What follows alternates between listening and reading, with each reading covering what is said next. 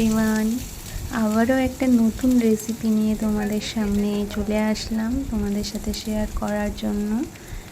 আজকে একটা noodles recipe share করছি। তো কিভাবে কি বানাচ্ছি অবশ্যই এটা দেখো। একদমই সিম্পল, সবাই জানো, তাও আমি আমার মতো করে করছি, দেখতে থাকো।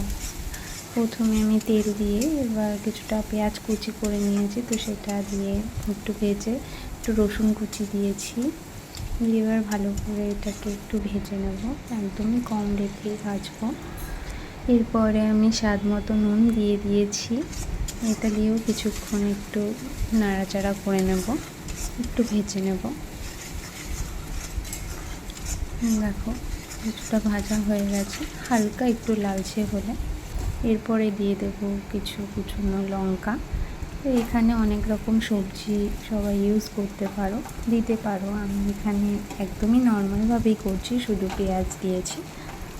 তো দেখো এটাকে দিয়ে আবার কিছুক্ষণ একটু নাড়াচাড়া করে পরে দিয়ে দেবো আমি আগে থেকে ম্যারিনেট করে রেখেছিলাম চিকেন, কিমা করে আনা, তো সেটাকে আগে নুন হলুদ দিয়ে ম্যারিনেট করে রেখে দিয়েছিলাম।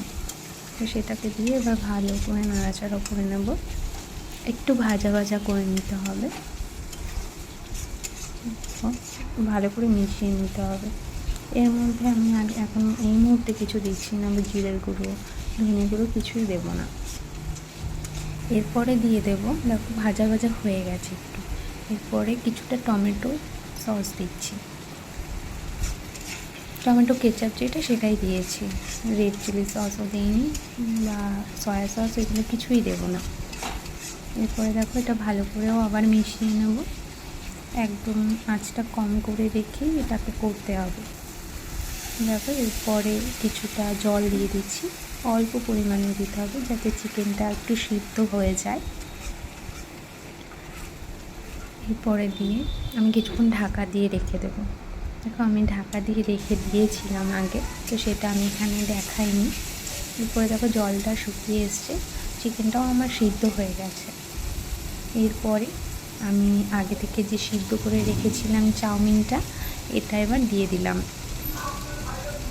তবে এই চাউমিনটা আটারও না আর ময়দারও না, এটা সুজির চাউমিন, খেতে খুবই ভালো লাগে।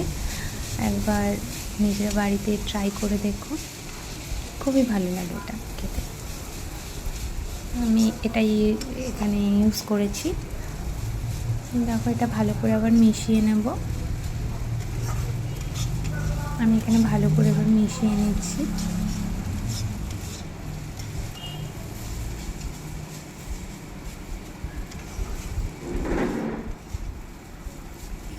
আরও অনেক রকম সবজি দিলে আরও ভালো লাগতো, আমি একদম তাড়াতাড়ি করব তাই আজকে এরকম নর্মালভাবেই করেছি।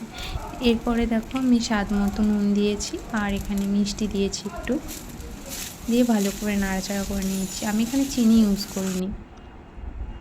তো দেখো আমাদের রেডি হয়ে গেল চিকেন নুডলস, চিকেন চাউমিন। তো এটা কেমন লাগলো অবশ্যই তোমরা কমেন্ট করে জানিও, আর রেসিপিটা যদি ভালো লাগে অবশ্যই একটা লাইক কমেন্ট করে দিও।